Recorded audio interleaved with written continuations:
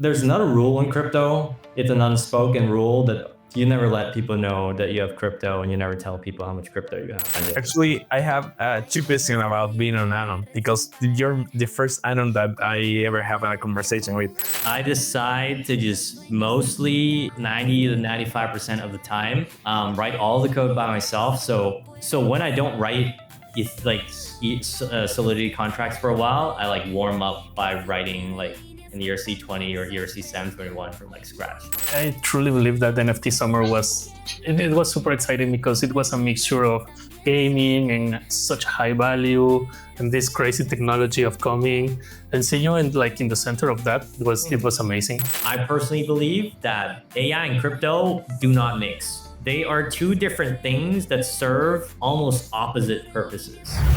Hola a todos, ¿cómo están? Bienvenidos a un nuevo capítulo de OnlyDevs. Hoy día estamos con un nuevo invitado especial, con Inu, y Rafa nos va a contar un poquito más de quién es, qué ha hecho, por qué lo estamos entrevistando y por qué es una persona súper importante para que ustedes conozcan. La entrevista hoy día va a ser en inglés, pero creo que es súper importante en este espacio aprender inglés, saber inglés, y creo que esto igual les va a ayudar a los desarrolladores que no hablan inglés, quizás a practicar un poquito, a mejorar un poco y bueno, aprender de nuevas experiencias de otras personas que no están en la TAM. Sí, así es. Entonces, bueno, para no aprovechar todo el tiempo que tenemos con Inu, voy a dar nada más una intro súper breve de quién es. Él es un developer super OG. Yo lo conocí en Twitter, en toda la manía de los NFTs. Él era desarrollador, estaba como que por su lado, pero yo estaba en este proyecto que se llamaba Anonymate, obviamente desde fuera, nada más como comprando.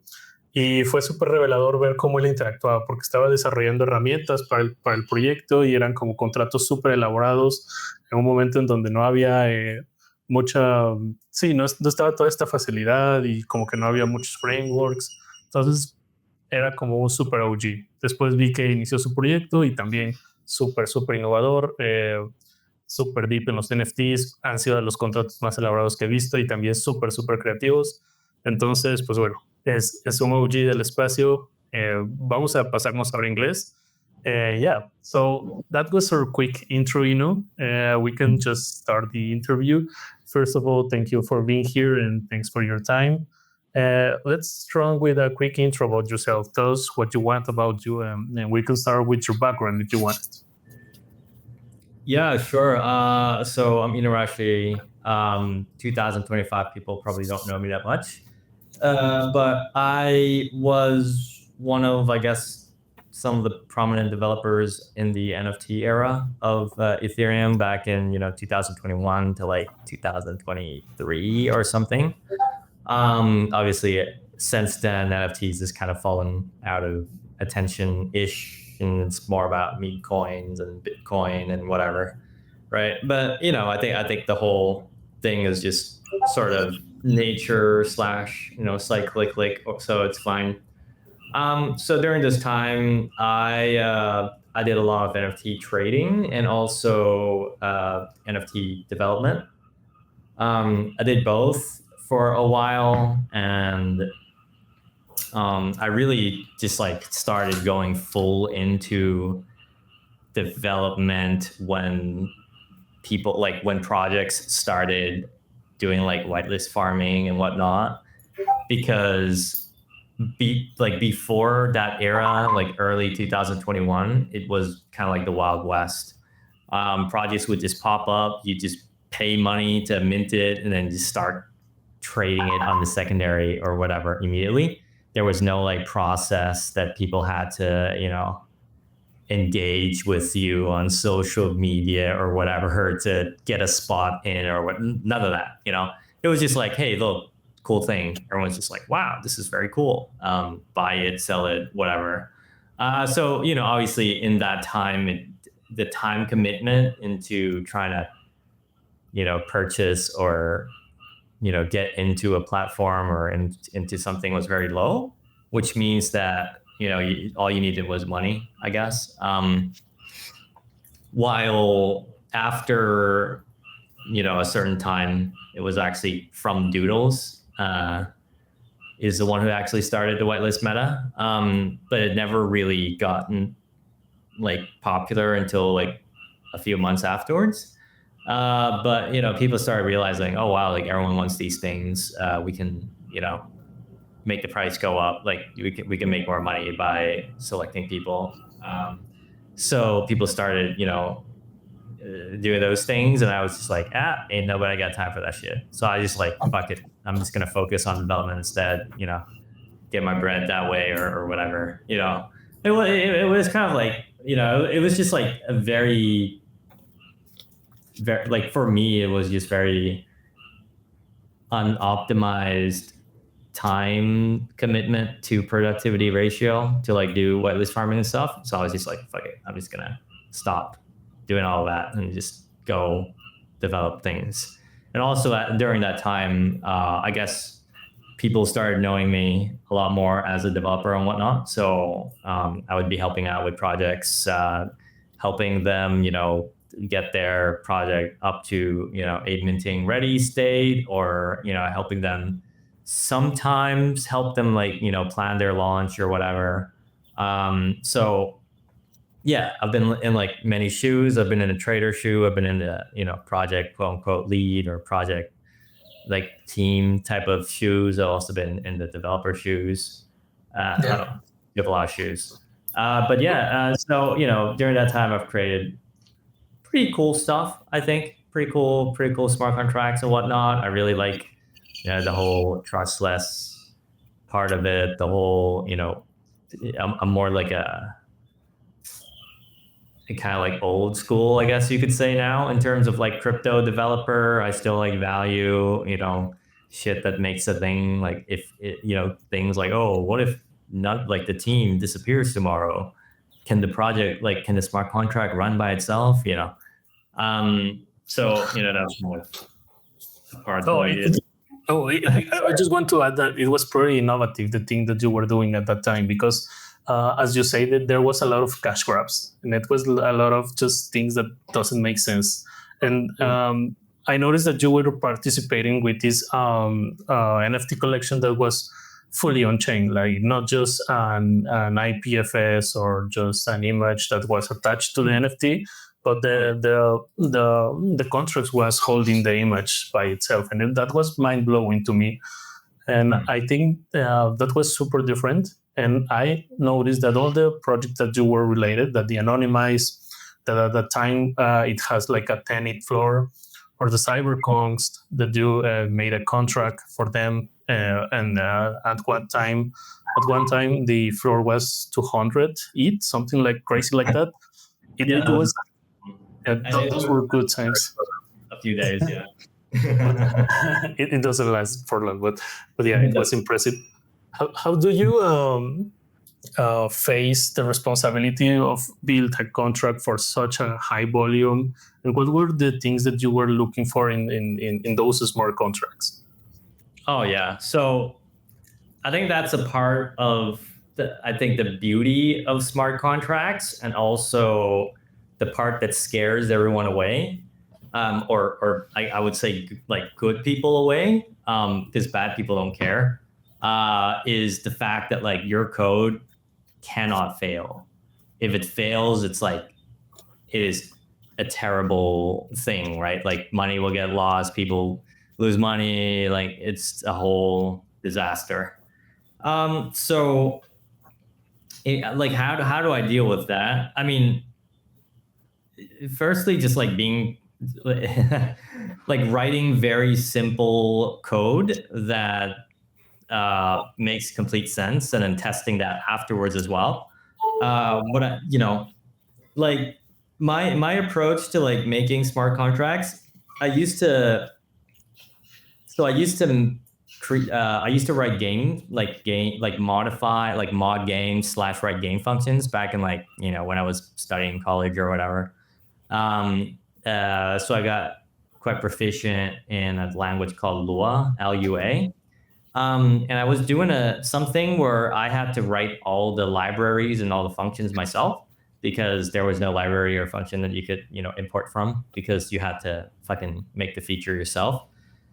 So that experience was really useful, because in smart contracts also, like, sure, you can come in and like import Open Zeppelin ERC 721, but like I wouldn't really recommend that, right? Unless, I mean, like if you're new, you can do that. But after a while, you should try to write it yourself, right?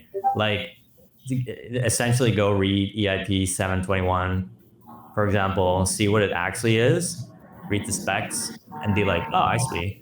And then you can sort of like break the rules ish. You know, what you realize is like the EIPs are just suggestions for a interface, you know, where a contract has a contract and it has an interface. So as long as smart contracts don't really care what's inside, it only cares the interface. So basically, if you can create something that, you know, complies with the interface, and you can create things that, you know, is within the standard. So one way to sort of, you know, get over the fact that you're handling a lot of monetary value is write really, really fucking simple code, like simple as shit. Like no, and good auditors, I would say also agree to this, is like the more simple your code is, the better it is. If you can achieve the same thing, right? So like code bases don't have to be big. They're big because of, you know, fucking who knows, but there's reasons for it. But it doesn't have to be big. And if you don't write those big things, then, you know, I guess you're a bit safer. You know, if you don't use libraries that people use, yeah, sure. If you use a library, that's a trust upon someone else, right? So if you write your own library, then you audit it, or, you know, you test the fuck out of it. Maybe you do a better job than others. Maybe you do the same, or maybe you do worse, right? It's just depending on the approach. And then the other thing is probably like audit your own code, test your own code, do it really hard. I've had multiple times when people wanted me to make stuff, make smart contracts, and I refused because it was too complex for me. I didn't know enough, right? Like if people want, now there's a difference between like being a solo developer and being a developer in your team, in a team, right? Because if you're in a team, you can make more risky stuff because there's a lot of people helping you. If it breaks or it fails, it's a group responsibility. You've got an audit firm, you know, you hire an audit firm. So in that area, you have more tolerance for error. But if you're a solo developer and you care about, you know, your name or, you know, your reputation as a solo developer as well, it's really hard, as like, for example, on me to make bad code or something like that, right? Because just it like destroys your reputation. Like you don't have any of the safeguards and safe rails that organizations have. So my general rule of thumb is if I can't write the protocol myself, I won't interface with it, which is terrible because like it really limits what you can do. But also it's just like, well, you know, if you want to do it, then get good, right? Like get better to a degree, right? Because like I tried to, and there you can break this rule, right? You can be like, okay, well, you know, like I've got no fucking time and I need to do this, like I know this function works. I'll interface with, you know, Uniswap v2 or something like that. And it's like, okay, well, I can't write Uniswap v2, but I can sort of understand that it's very, very audited, very like it's, you know, been running for multiple years. It's probably fine. And even then you have, you know, blank spots, you have black areas that you don't know, you know, you're kind of working at voodoo magic there because like, you don't know who can exploit your code in a way that you didn't expect like this. So you always have that in your mind as well. And really the only way to kind of get rid of that is like really to understand it, and to really understand it, you got to be able to write it from scratch, like no help, just from dead ass scratch. Yeah, like once you do all of that, you kind of have a medium-ish level of confidence that the code probably won't break. And then I guess you got to have a sort of like, you know, craziness to sort of do it as well, because you're like, all right, well, if it breaks, fuck this, or not fuck this, but all right, well, I guess I'm fucked, or something like that. It's always a risk to deploy. And for example, I have a very close friend of mine who is a auditor and white hat. He's, I would say, top 3 auditors / white hats that I know in crypto, and also he's probably one of the best outside of crypto that I know. And he almost never publishes a smart contract, because like he can see so many things going wrong with it that it just like makes him unable to do it, like makes him unable to push a smart contract to mainnet, right? And then you have people like me who have pushed a lot more into mainnet, but also like in a way, like my code is pretty good, but I've probably also dodged some bullets that I never knew existed, right? Just because. So yeah, be very, very vigilant when you're writing smart contracts, because it's people's money and it's like your reputation. It's it's a very important thing, and it's just no room for failure. You can't like, oh, there's a bug, I'm gonna fix it. Like, no, you're fucked, right? Now, obviously, people now have sort of been able, like with proxies, proxies allow you to have upgradable code, and proxies is in a way like it breaks the trust, like it breaks the immutability of Ethereum, which is bad. But also it's kind of like this thing that people accept now as like, oh, and most people don't even know, but like, it's kind of like, oh, well, Lido, it's $1 billion and it's on a proxy. It's like, oh, what's a good, like secured it with like a multi-sig. It's like, no, you're still proxy. Like someone can upgrade this and like rug the whole thing. But also the chances of that happening is quite low enough that people either can't perceive how risky it is or just overlook it, right? So proxies are the other thing. But yeah, like, so how do I personally handle it? I decide to just mostly like 90 to 95% of the time write everything by myself. Write all the code by myself. So all like I've written. So when I don't write, it's like Solidity contracts for a while, I like warm up by writing like an ERC20 or ERC 721 from like scratch. That's like a warm up thing. Now it sounds kind of weird, but like if you really just, it's very simple, right? It's just about like, it's just like, okay, there's a few things that you gotta have. What happens during a transfer? What happens, like the mental thing exercise that you go through when you're starting out after you like write JavaScript or some other language for a while, right? It's stuff that you don't need to think of, because you can just be like, all right, run, bam, oh, it breaks, what's broken, right? But on Ethereum, it's like not. So you think of that, and then afterwards, I guess you have to go through this painful like process of like testing it and stuff as well, which is very annoying. But yeah, like for me, I write everything or almost everything by myself. And during that, I learn multiple things, because you have to learn things to write things. And once you've done that, you kind of just take responsibility for your own creation and be like, all right, well, if this fucks up, I got to find a way to save it, or I got to find a way to, like not die. So then you might be like, all right, well, I'm gonna put a, like a safeguard here, right? Like, for example, when I wrote NFT contracts for teams, I would make them deploy it.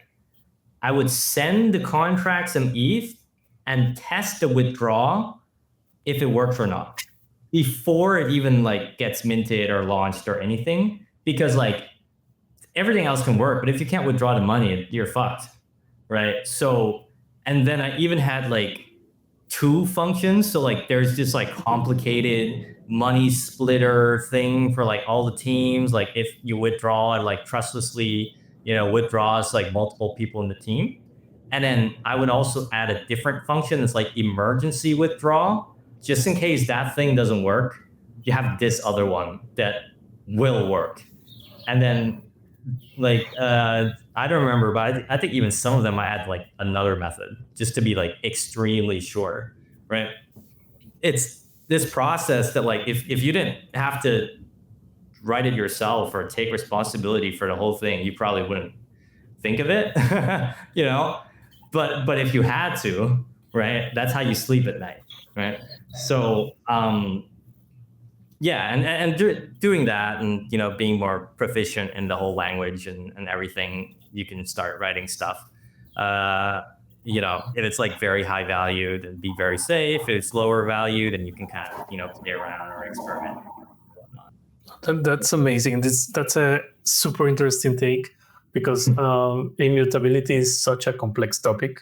I agree that proxies can be a little bit sketchy at sometimes, but yeah, it's a huge topic right now. I wanted to give a step back, because we skip a thing that is very clear at that time, that you're a anon, and we were talking before the recording starts about your decision of being an anon. And I think it's kind of related. I can perceive and I can see that you're a very clear person and on an ideological way. So you can talk more about your decision on being anon? Yeah, sure. So there's probably a few places in the world or places in the internet that being an anon is, you know, is very beneficial and doesn't really have that much downsides. First is, you know, probably first-person shooter games, because you don't want to, like, you know, put yourself out there and have people send you pizzas or whatever if, you know, you start dying a lot in a CS:GO battle, right? That's right. Crypto is also another place on the internet where if you're anon now, I guess obviously it's like kind of different than like before, because before everyone was kind of anon, right? There's no like, there's not really docs teams ish. Well, there was, but you know, it didn't matter as much.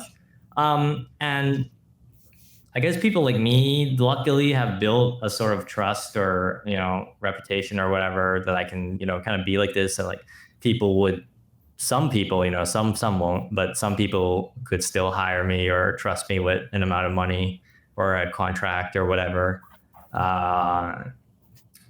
you know, for that, which is great. It's a hack or whatever, but there are definitely some downsides to being doxxed in the space, especially in a personal security type of way. If you're doing smart contracts, obviously, I'm quite like I'm quite old school in like my thinking of like cryptocurrency and everything revolved around it is sort of a statement against the government. It's a revolution against the government. It's a, you know, it's this fighting for personal freedom, self-sovereignty, which obviously the government hates. So in a way, you know, you're kind of like a protester, right? So if you're a protester and you can wear a face mask or you don't wear a face mask, it's probably beneficial for you to wear a face mask if you're protesting, just because, you know, they can, you know, take a photo of you, look you up, lock your bank account, you know, do other things, pursue you legally for protesting. And back in 2021, that was a real possibility, especially with the US cracking down on crypto and whatnot. It was just kind of scary. So like anyone who was in crypto, like you didn't know if you would be a criminal the next day just because you deployed a smart contract. So that was one of the main reasons why I've started as a crypto, as an anon person. Obviously now the world is embracing crypto and it's much more, you know, okay to be doxxed in the space or whatever. But, you know, well, since I'm already like that, I guess, why not maintain that? The other thing is probably, you know, with the whole, there's another rule in crypto. It's an unspoken rule that people don't really respect anymore or whatever. But you never know.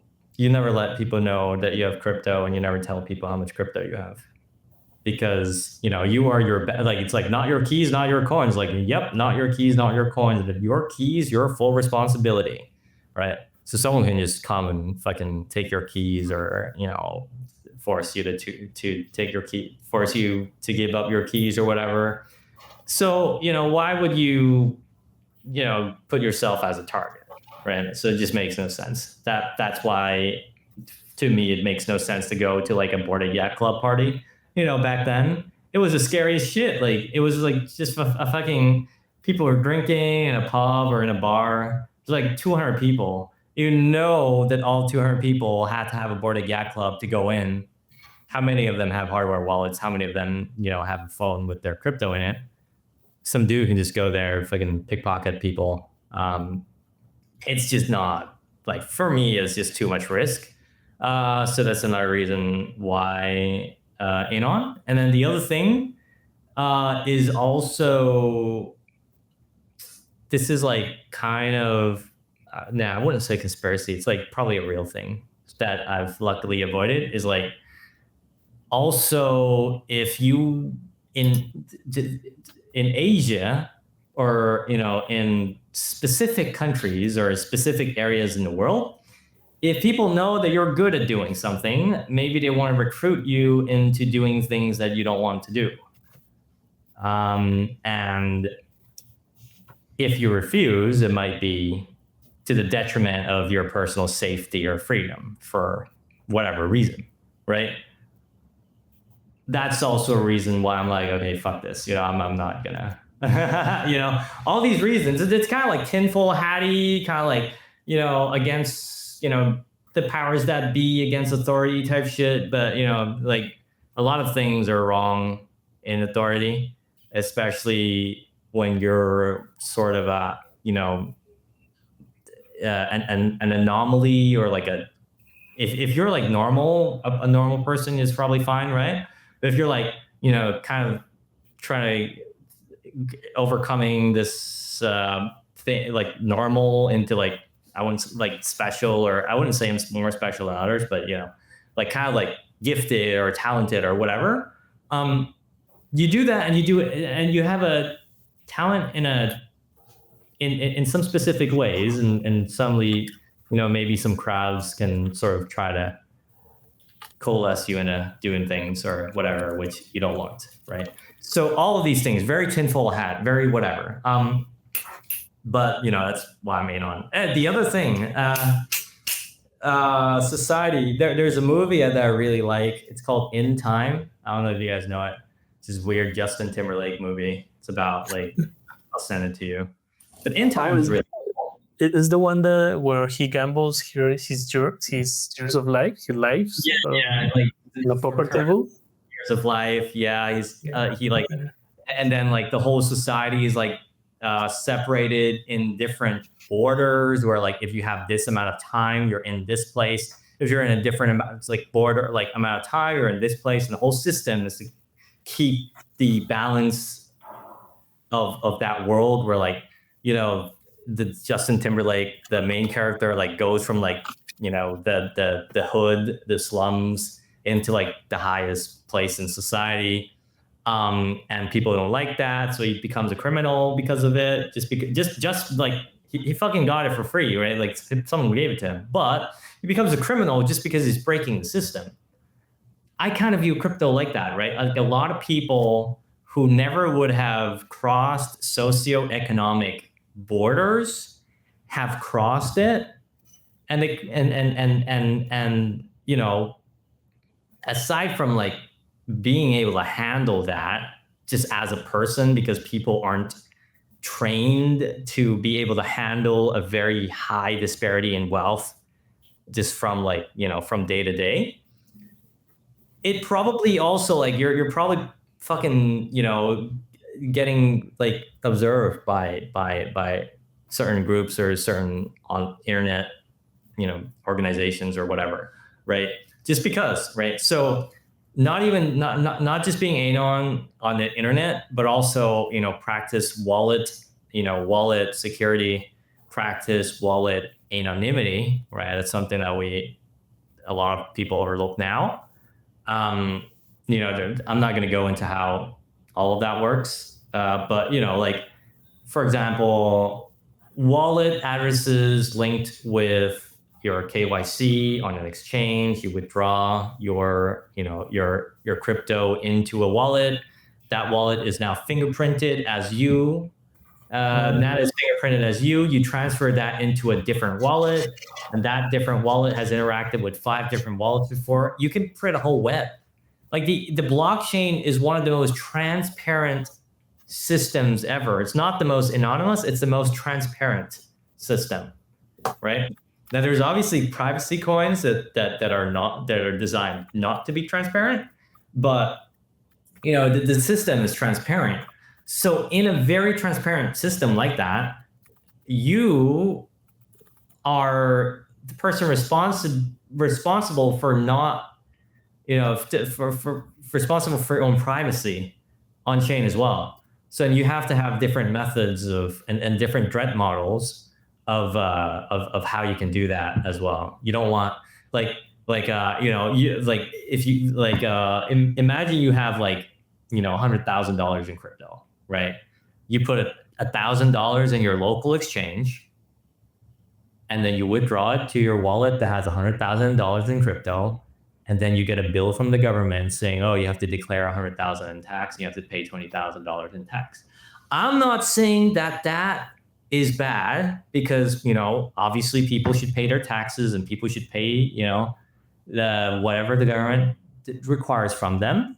But I mean, what if that money wasn't me, or plausible deniability? I don't know, right? I'm not telling you to break the law, obviously. Follow the law. The law is great.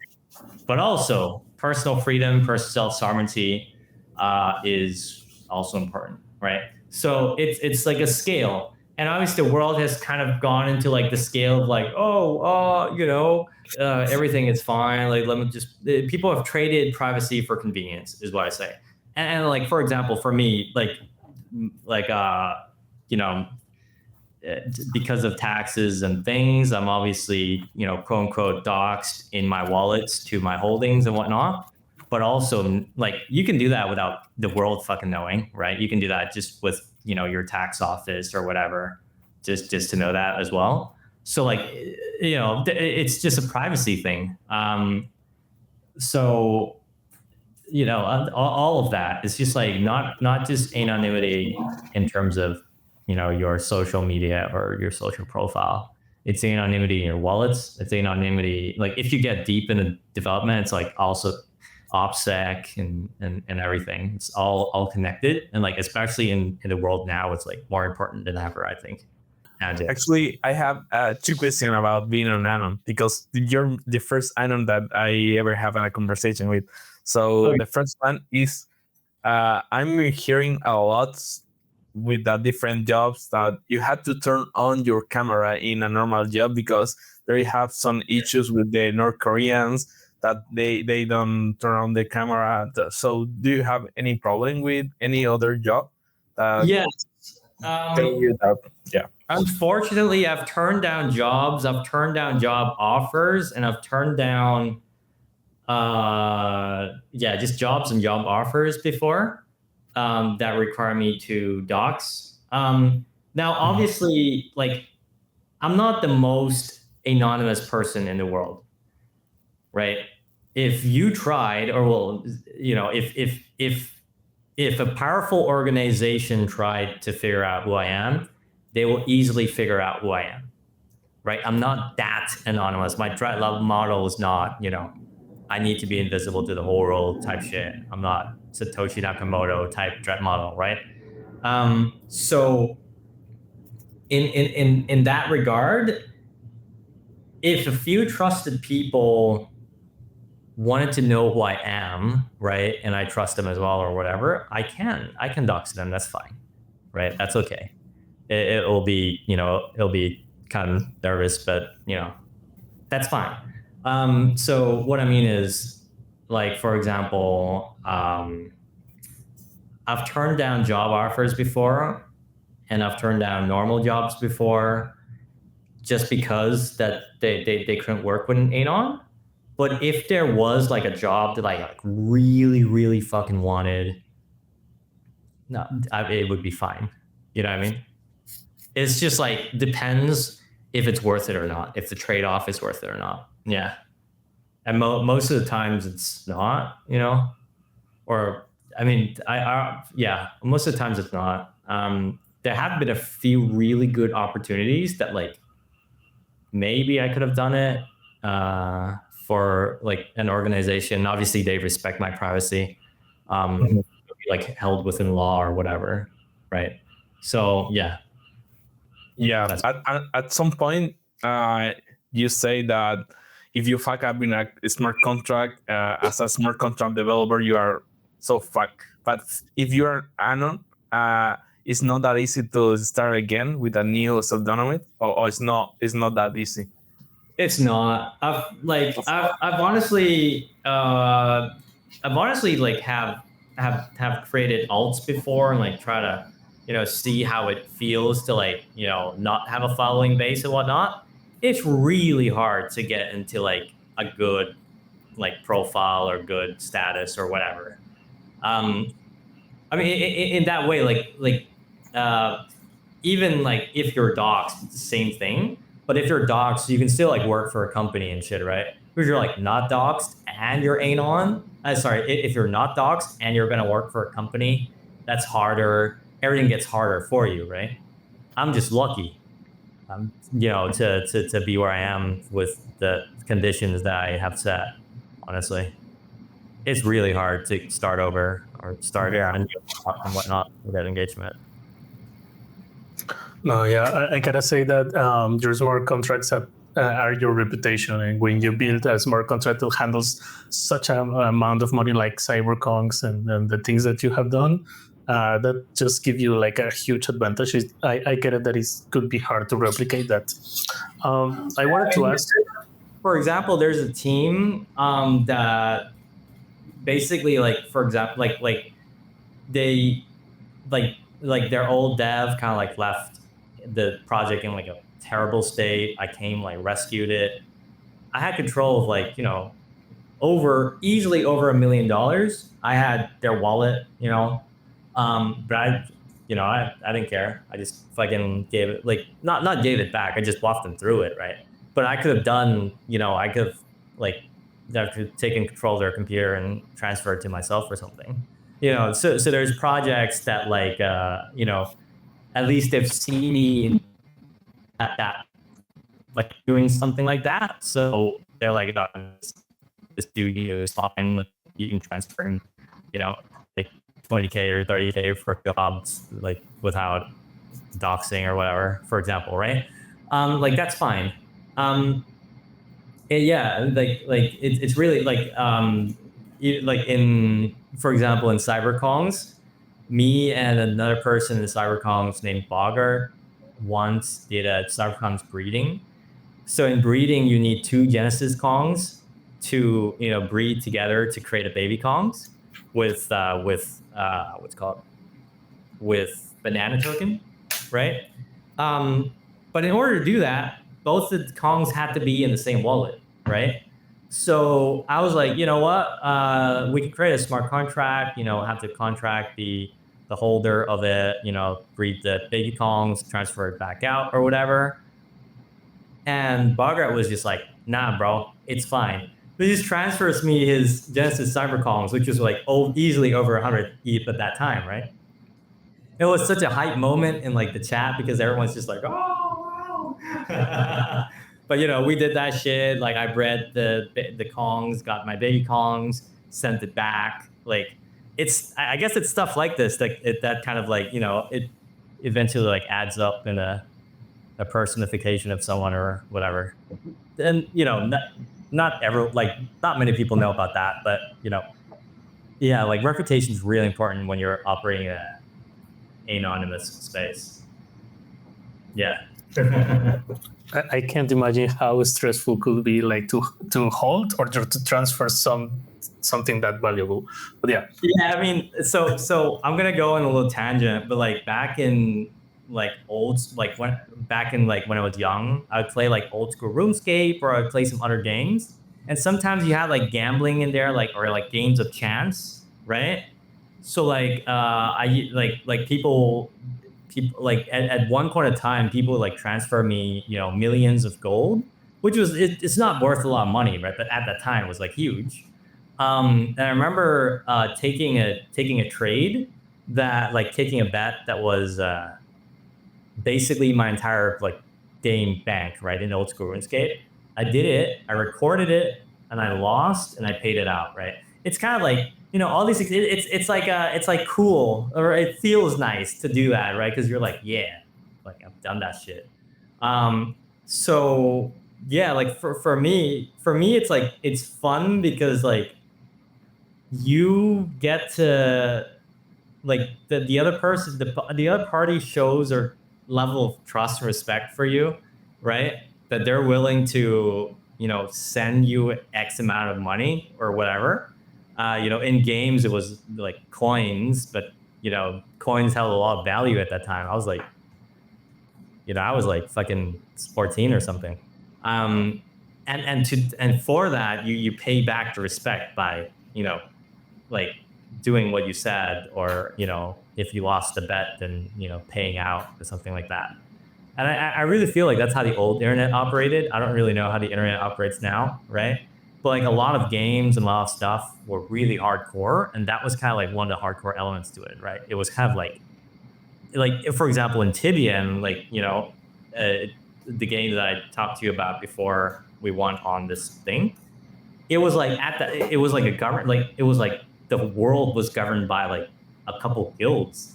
And like if you had beef with like someone, like because you can attack anyone in the game, you had beef with someone, it starts a whole war, right? Like I love that shit. I love it. So yeah, it's just it feels nice. It's fun to like accept people's trust and then pay it back or something like that.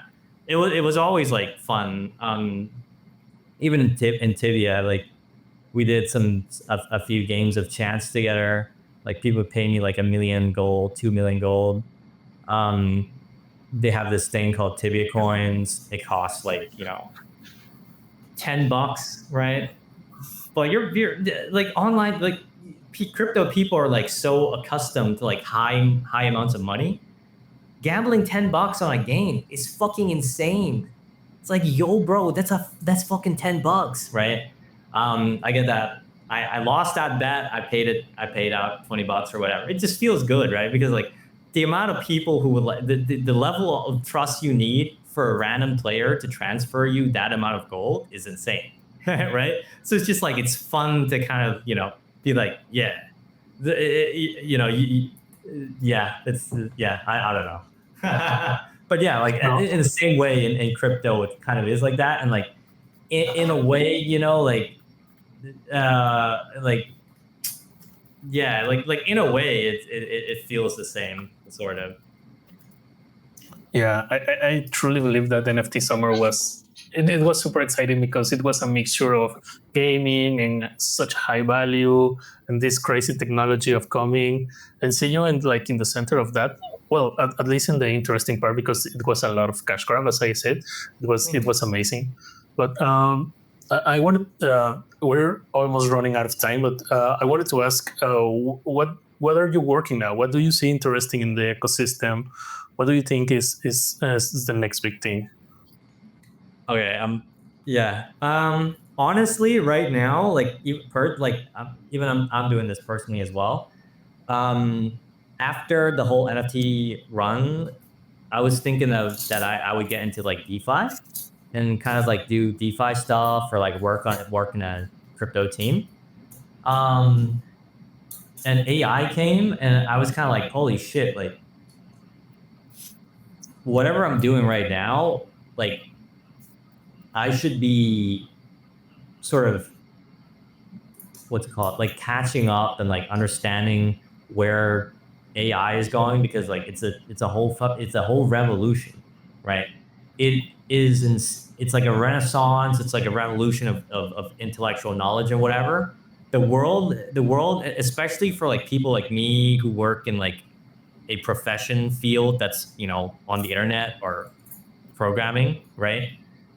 It's very important to kind of, you know, learn that field. So honestly, I've been doing that. I've been sort of pivoting to AI and sort of, you know, keeping up to date with AI.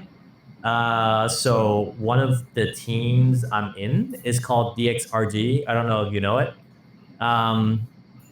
And DXRG is it's DX Research Group, is a intersection between AI and crypto, but not in the way that people are trying to do it, right? We actually believe, well, I personally believe that AI and crypto do not mix. They are two different things that serve almost opposite purposes, or well, not opposite purposes. They have areas that they can work together, but the ideology of it and the way to do it is kind of different, right? So people are trying to, you know, train models or put models to be decentralized or whatever. It's like, if you know about AI training, you know that the fastest way to train AI is fully centralized and like, you know, just fully centralized. It's fully trustful. Crypto is supposed to be fully untrustful and fully decentralized. Those two things are terrible for AI training and AI development, right? So how do they mix? Like, why would they mix? So you can be like, oh, we'll tokenize AI credits. So it's like, all right, so you're just tokenizing AI credits. Well, you know, we're going to create a whole, you know, I'm sure there's ways, but most of the quote unquote AI X crypto thing is kind of either some shit that won't last because AI just moves too fast, or it's something that's kind of not really AI at all, in my opinion. The way that DXRG has done that is, I feel like most of us there probably see this image. So what we do is, okay, well, crypto is very high in openness people, willing to try new things, right? And AI is about experimentation. So we create, well, DXRG creates experiments, like AI experiments on a large scale with many people participating, that's purely art based. So there's no like financial incentive to join, aside from being a part of this weird revolutionary thing. And to, you know, to my surprise, you know, it's done very well. You know, given that there's almost no financial incentive. It's a totally different model. Like, we have no flywheel, we have nothing, right? We're just like vibes and art and weird shit, and that sells. So we're lucky there. But that's really the intersection between AI and crypto that I have. Aside from that, I just think that, like, because if you're just gonna spend like 2 years, 4 years in learning a skill or something, I think one of the highest return skills is, you know, to work with AI stuff, right? On the side, I have created some smart contracts, and I'm still like working with a few, you know, teams / companies that I've worked with in like the NFT era, helping them build stuff. But aside from that, I've just like created maybe 2 of my own smart contract sets. Unfortunately, it never launched for some reason. But I did a full thing on semi-fungible tokens, because I feel like that was really cool, with the whole like ERC 404 and then DN 404 and whatnot. I don't know if you guys were there for those. Do you guys know it? Yeah, I saw your post about the upcoming 404 contract that you were working. Yeah. We're gonna do a whole thing there. Like, we never released it. I audited the code so intensely there. I had my partner audit the code. We hired 5 like top auditors in the space to audit it. No one found vulnerabilities. And for some reason, I haven't fucking released it. I plan to release that sometime. I also have another thing that's more so like brings back like nostalgia / OG NFT type thing. And I also haven't fucking released that either. So like maybe one day I'll do it. Like I still want to do it. I think it was like after a while, especially like during like the bear of the NFTs was really hard for me. Like it was just really intense. And like I think at one point it's like the whole situation just like kind of fucked me up mentally to the point where like I didn't see I had no motivation to sort of push out another smart contract or create anything in the crypto space again for a while. I'm kind of over that ish now, but also haven't picked those things back up for some reason. So there's those things because the bear of NFTs was it was ugly, it was hard. So yeah, like, but I'm still like excited for sort of the more like trustlessness part, the more like cypherpunky type stuff or experimentation type stuff in crypto, especially on Ethereum. There's still things being created in that way. It's just way less popular and like many people, like not as much people care. There's stuff being created today that like if it was a bull run in smart contracts or Ethereum or whatever, it would be insane, right? Like one of my friends, there's a chain called Redstone chain, and then there's a project called Dust. My friend has been dragging me to go like build stuff on Dust. I've just been too busy, right? It's so cool, right? They created sort of like a blockchain / network system where it's almost like resources, and people have to like go build on top of the resources to create, houses, areas, farms, and whatnot. It's like a game, but it's fully on chain. But it's a multiplayer game. But the multiplayer playing thing right now is like multi-building, which is like the whole fucking metaverse shit and whatnot. This shit is it, right? But no one like it's not on the spotlight anymore, so not many people know about it. There's stuff like this that's being created right now that's like really cool. And if I had, more time, I would do something with it. And the stuff on ZK is really cool. Anything that's like focused on personal sovereignty, personal privacy and stuff like that, I really like. And trustless systems I think trustless systems are like really beautiful, right? So what I mean by that is like a smart contract can be a company, but it can be a company with 0 employees and it works exactly the way you need it, right? So that's how I really like it. One thing, so one other thing before we close or whatever, there's a set of smart contracts that I made, and like you're really cool for remembering that I've created all this stuff.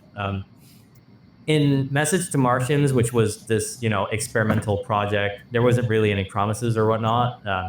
It was just kind of like a loot-inspired equipment and gear, and the whole thing, like the whole point of the project was like write a message on chain together, and like display the message forever or something like that.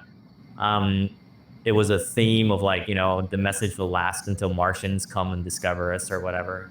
That's it, right? But obviously, like I created a bunch of other stuff there. We created like character cards, and the whole thing was rendered on chain or whatever. But one thing that people don't really know is during the NFT meta, there was a time when everyone had a token, right? Like every project had a token, and all the tokens had to like figure out what to do with it. So there was one time where people had to, people let you burn the tokens or use the tokens to buy whitelists in different projects and stuff like that. So a thing called whitelist marketplaces were created, right? where each project would have their own whitelist marketplace. That was like one of the value propositions of a project. It was like, oh, you're gonna get tokens. You can like buy whitelist spots on projects, you know, for this token. It was like really cool. So I created, and me and another guy called Saint Maxi, who's still like who's in my team at Cypher Labs right now, but he's also, you know, Cypher Labs is a whole different thing. I can go for an hour about it, but you know, we work together basically. I created a set of smart contracts called Martian Market. And at one point of time, we're pretty confident that just me and Saint Maxi doing this whitelist marketplace, like Martian Market, we powered like half the whole entire NFT space's whitelist marketplaces. And that thing was a trustless system of basically, it was one smart contract that any project could deploy their own whitelist marketplace on and would be fully on chain, right? The whole system of adding a project onto the marketplace was on chain.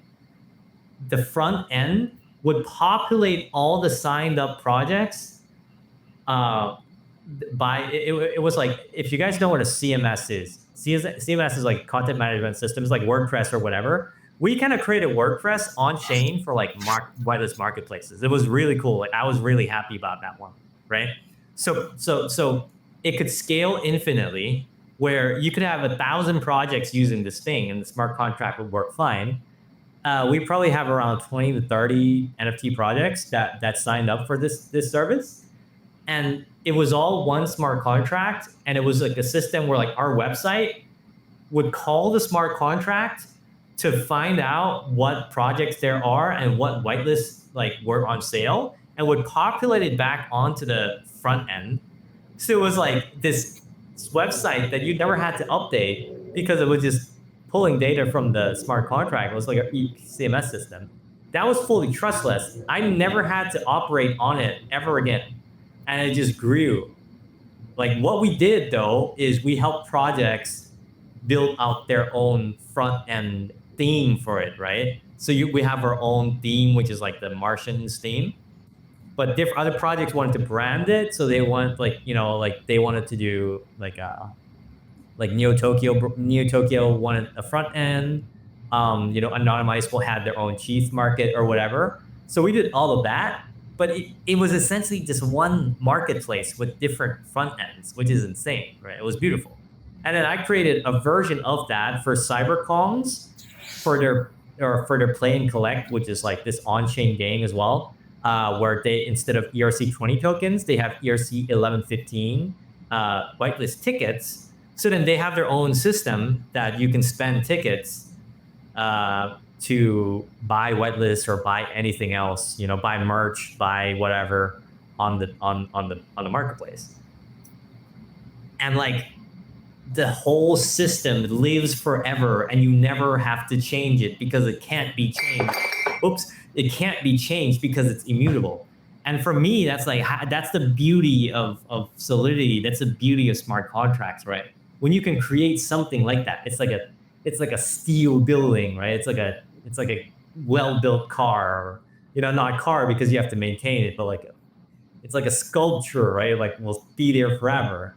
So like for me, that was really cool. Obviously now the space kind of values that stuff less, you know, but you know, it was really nice writing that stuff. And yeah, I'll continue, you know, one day coming up with these weird concepts and whatnot, because you can come up with really new concepts when you start writing everything from scratch, right? So, you know, like that's what I like about Solidity. That's what I like about blockchain. The other, that's what I like, you know, so, you know, it's very cool. I'm going to go on other tangents, so I'm going to stop here. Yeah. No, I mean, this conversation it's been a reminder of what crypto values truly is, and the real value of immutability and the real beauty behind it. Because as you say, if you can build something that lasts forever, that's amazing. That's just over all of us. So thank you for this talk, Inu. I had to be honest. I'm fulfilling a dream of my 2021 NFT version. So that was amazing. Thank you for all your insights.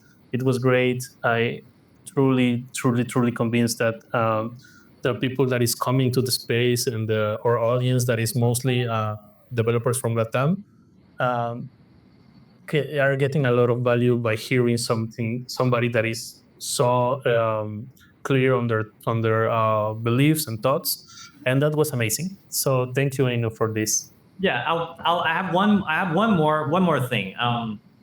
Yeah, sure. Another thing that I really love about crypto, right? And this is very relevant for Latin America or even like, in Asia, is when you step into crypto, it's a global stage, right?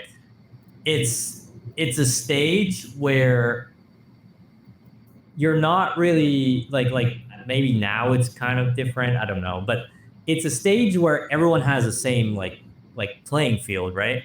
Like, maybe in Latin America or in Asia, or in Africa, the socioeconomic difference between different countries is quite high, right? And crypto is a place that breaks all those borders. It allows it's how do I say this in a way that's not political, right?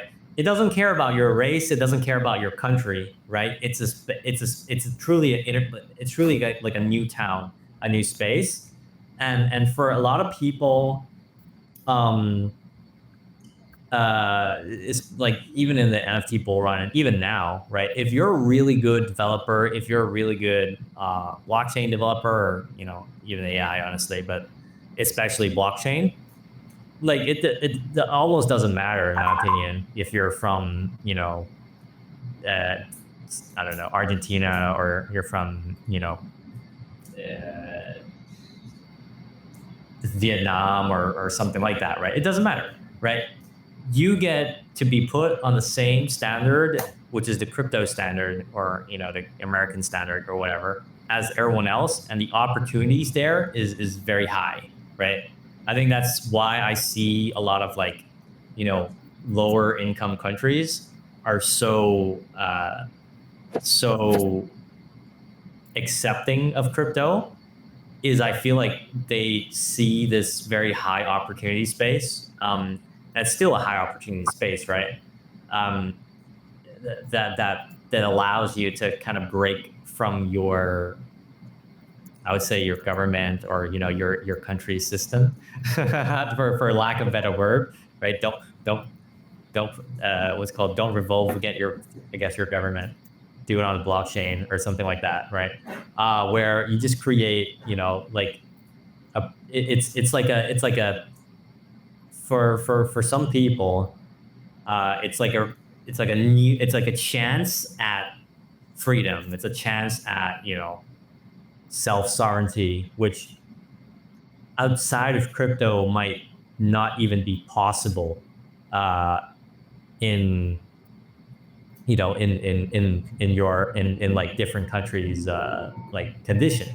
So that's also the other thing that I love about crypto. And it doesn't always have to be crypto, right? Like for example, in RuneScape, there was a time when the Argentinian, I think it's called peso, Argentinian peso, was collapsing so hard that people converted, aside from converting it to crypto, right? People converted their Argentinian pesos to old school RuneScape gold, because RuneScape gold, a gold in a currency, in a game currency, is more stable than their country's currency, right? And that was like some of the most fascinating things for me, that like you can have a game and it's worth like the money in that game is worth more than the money that the government is giving them. And in a way, like crypto is kind of that space or that place as well. Obviously, it's even more crazy than game money, but it's really like a financial system that crosses all borders and doesn't care about who you are, in a good way, So that's the other part of crypto that I really like. Kind of a revolution as well, but yeah. Yeah, let's remember that crypto is a revolution. So thank you very much. I really love that last part of the interview. I really feel super aligned with this, and also I share the it's a good time to remember the old time because there was a lot of time or a lot of things happening. So thank you, Ino. Muchas gracias a todos por haber escuchado el podcast. Guti, ¿quieres decir algo? Muy bueno, muy bueno. Yo partí en la época de los NFT, como en el 2021, 2020, y estar con alguien que ya estaba desde antes y ya estaba construyendo, por lo que yo me metí, la verdad me encantó y ojalá nosotros en algún momento tengamos una entrevista con gente que entró gracias a lo que estamos construyendo ahora nosotros y la verdad, no sé, me encantó. Bueno, tremendo, Rafa. Ya terminamos el 11º capítulo de OnlyDevs. Oigan, esta temporada ha tenido de todo, pero sentimos que ahora tenemos que dar como un pequeño respiro y comenzar la próxima semana.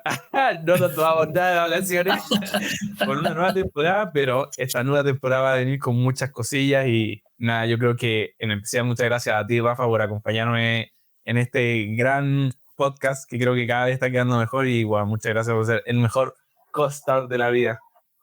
No, gracias a ti.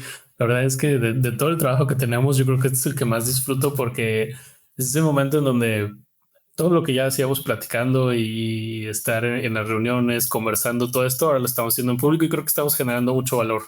Entonces, ha sido una tremenda experiencia. Hemos escuchado lo que nos han dicho de que está bien, que les gustaría ver más. Muchas gracias a toda la gente que nos ayuda con feedback. Se los agradecemos eternamente. Y Guti, nos vemos la próxima semana para seguir con esto. Con qué sorpresita me entrego, la verdad me tiene muy entusiasmado este cierre de temporada y comienzo de una nueva, que por algo se viene una nueva, yo creo. Por algo se viene, esperen la sorpresa. Estamos muy felices porque nos la acaban de confirmar. Qué lindo. Ya, pero muchas gracias a todos por ver esto y nada, síganos en todas nuestras redes sociales. Estamos como 0xguti y 0xrafacc. También Odisea Labs en todas las redes sociales y si quieren unir a la comunidad de Telegram, se la vamos a dejar acá abajo, que es muy grande, le va a abrir muchas oportunidades y bueno, en Odisea es donde pasan las cosas. Entonces, si es que quieren pasar y dar un siguiente paso en su carrera, un siguiente paso en lo que sea, ya se va a venir núcleo, se va a venir acelera, se van a venir un montón de cosas, así que ahí lo esperamos y ojalá que sea una nuestra gran familia. Bueno, nos vemos. Bye.